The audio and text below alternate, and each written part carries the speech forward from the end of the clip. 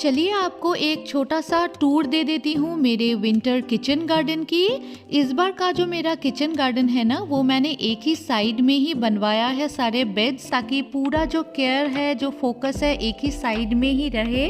तो कुछ टाइम पहले ही मैंने आपके साथ शेयर किया था कि विंटर बेड्स रेडी हो गए हैं और मैं मार्केट से विंटर वेजिटेबल सीड्स भी लेकर आई थी, उनको लगा भी दिया था और अभी थोड़े थोड़े ग्रो हो रहे हैं। और ये जो रेडिश है, ये सबसे पहले हमने लगाया था और ये इस साल का हमारा फर्स्ट विंटर हार्वेस्ट है। हमने इस बार राई लगाया है, पालक, धनिया, मूली, गाजर, फिर कैबेज लगाया है, टोमेटो लगाया है, ब्रिंजल लगाया है, चिली के छोटे छोटे पौधे भी लगाए हैं।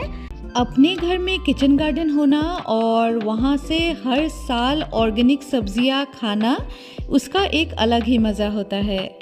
क्या है? ये छत से छतरी। छत से छतरी? वाओ। बड़े कलर वाला है, जल्दी छतरी पे आ जाती थी। वो